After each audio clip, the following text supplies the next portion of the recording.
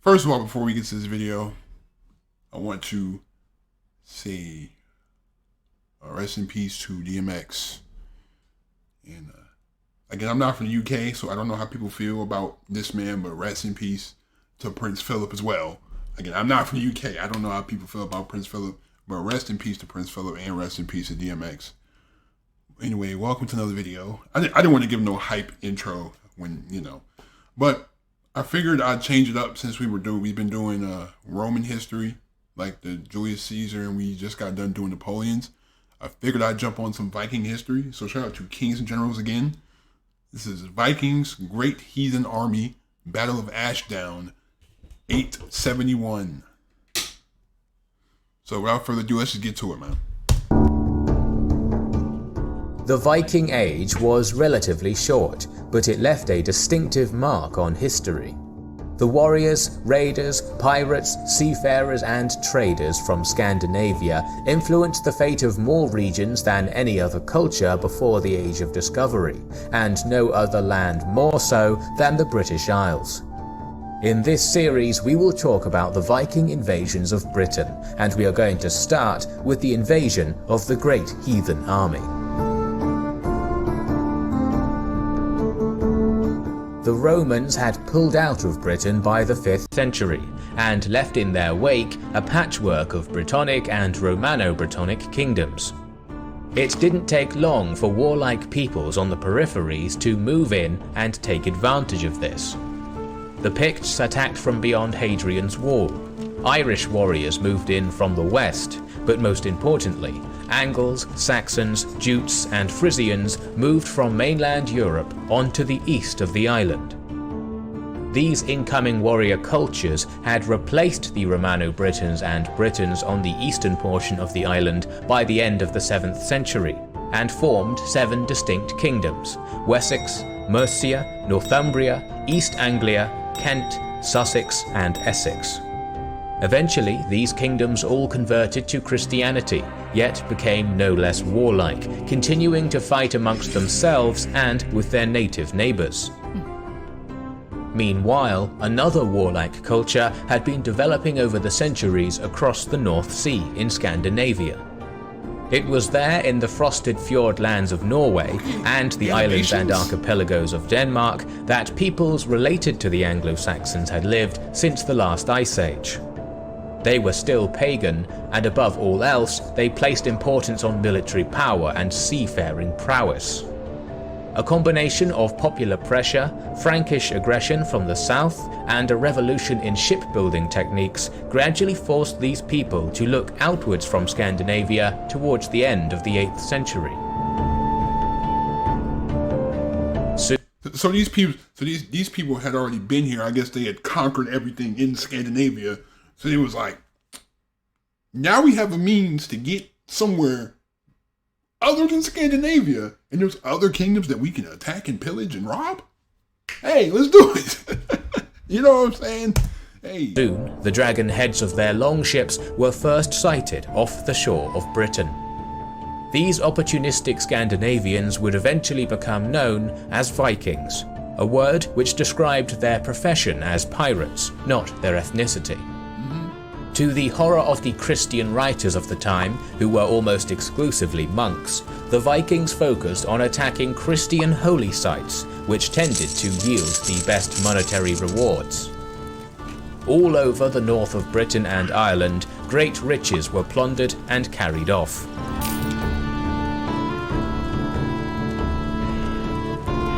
However, their tactics began to change. The most ambitious began to overwinter within Britain, and settlers from Norway began to either replace or subjugate the existing populations on the Faroe Islands, Orkney, Shetland, and in areas of Ireland. Mercia gradually lost its dominance during the early 9th century, and was replaced by Wessex under its king Egbert, a shrewd leader who had been educated across the Channel in Francia. Egbert was all too familiar with the Vikings and fought a number of battles against them during his reign, most notably at Carhampton in 836.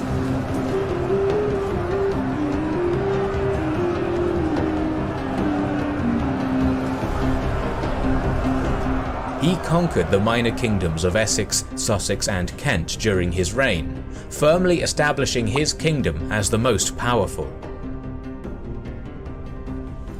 I think, and like, just to see these animations, just to think about how war has changed so much, because back then, up until about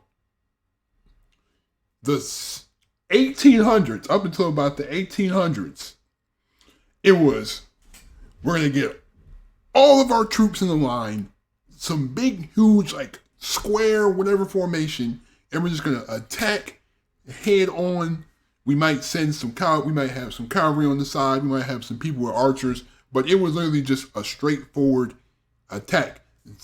Ever since, like, World War One, World War One came, and then World War Two, like, the invention of, like, planes and, like, military, like, longer range rifles. You can hit people from further. Now you got people with snipers camping 3 miles away, waiting to assassinate somebody. Then you got a bomb. You can literally just bomb a country and not even have to send any soldiers out there. Like, you got to think, those 2 nuclear bombs at Nagasaki and Hiroshima literally ended the war without the U.S. putting any troops in Japan at all. Like, those bombs really just ended the war. Hey, you know what? We're tired of the war. Hey, let's just nuke Japan and let's end the war. Like, what? Just think, just the amount of progression that war has, the amount of progression over the centuries is just, it's ridiculous.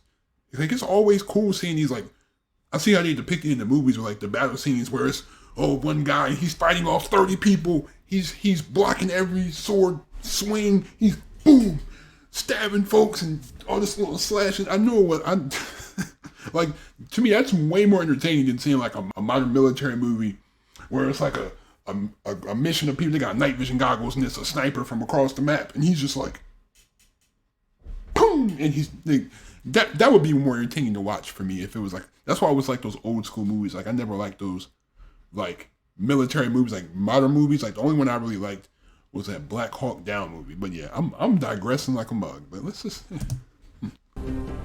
In 865, Ethelred became the King of Wessex. It was during that year that a vast armada of longships appeared off the coast of East Anglia to make landfall near Thetford.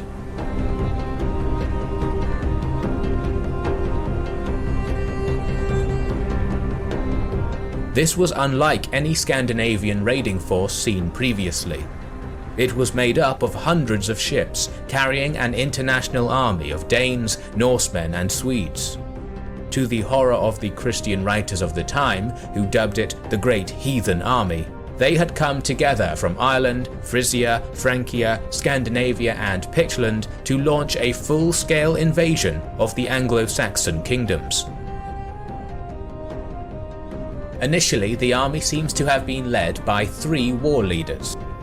According to the Norse sagas, these were the sons of the legendary Viking Ragnar Lodbrok, Ivar, Halfdan and Ubba. Like where Ragnarok comes from in the Thor movies, that's what I'm assuming. And they had come to England to avenge the death of their father, killed by the Northumbrian king Aelle. It is just as likely, however, that the invasion was the natural culmination of decades of raids by ambitious warriors who now saw a way to carve kingdoms out for themselves.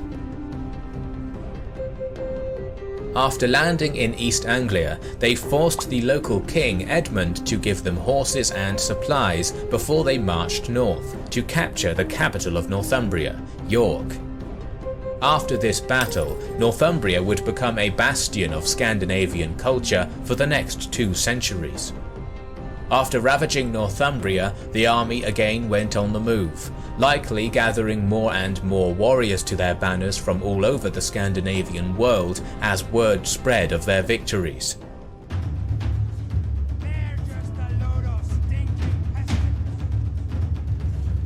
They marched south into Mercia and captured the town of Nottingham.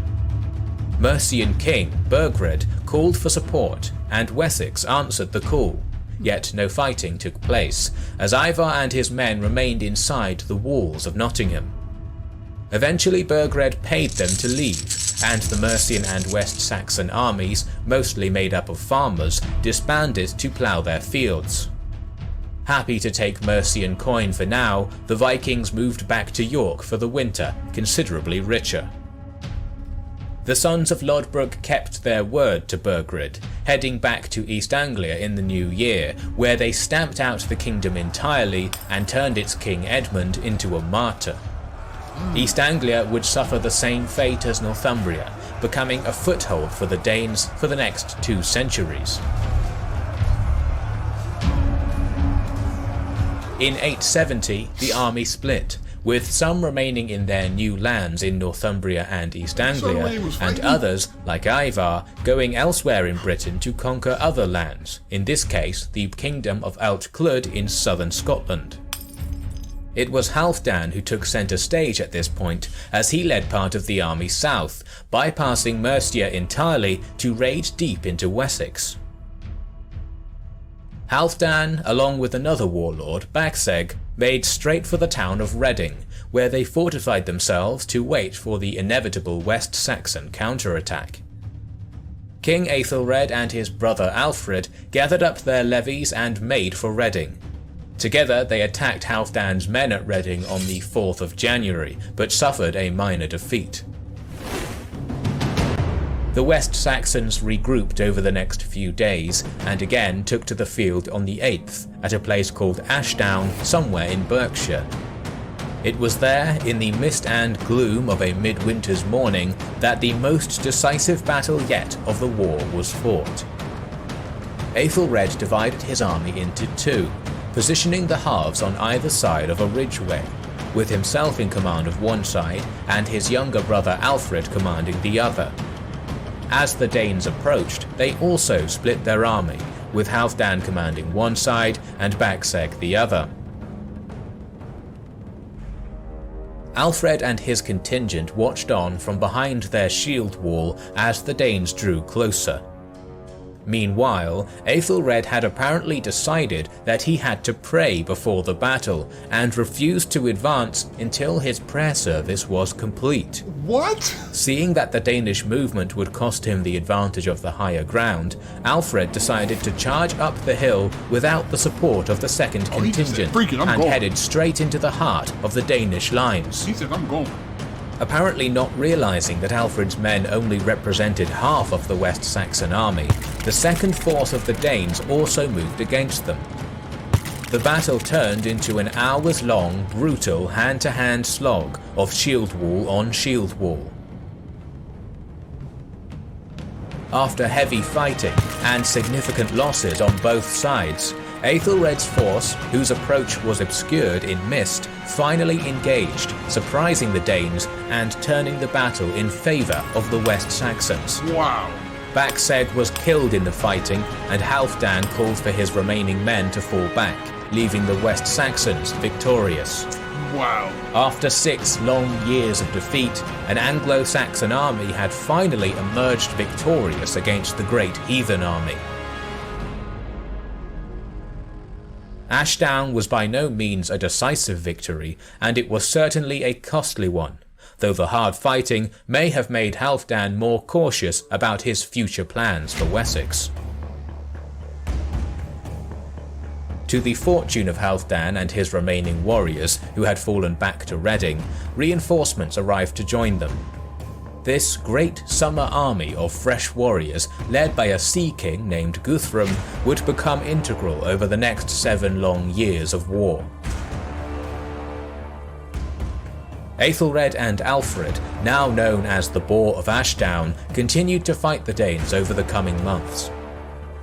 By April, however, Aethelred was dead, possibly as a result of wounds suffered in battle, and Alfred replaced him as king.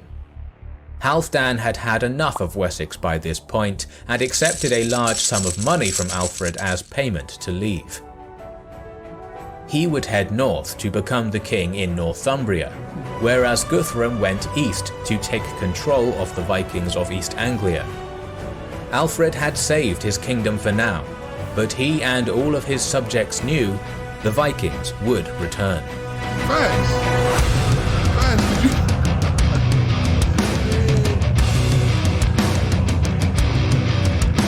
exciting projects. Man, great sake, you can't just keep paying them off forever. You can't keep paying and just hoping they don't come back, because it's gonna be a time the money gonna run out, and then they're gonna be like, all right, what else you got? We really want where the real money at? But yeah, man, like, it's always great. Of course, I see why they call them the Great Heathen Army, because they were not Christian. So you're a heathen because you're not a Christian. You're not a Christian. But yeah, I see how the times were very different back then. Very crazy. Like they really just ran up in people's communities and just stole and robbed. I mean, that was what it was. You know what I'm saying? That's what type of time they was on. But yeah, man, definitely let me know if you want me to keep going with this Viking series, because I know a lot of you want me to continue with the Julius Caesar series. I'm going to do that too as well. But anyway, again, thank you for watching. Have a great day. Leave a like if you enjoyed. Also hit that subscribe button if you're new to the channel. Also, don't forget to turn on my notifications if you haven't already. Again, RIP to DMX and RIP to Prince Philip. So, without further ado, I'm out. Peace.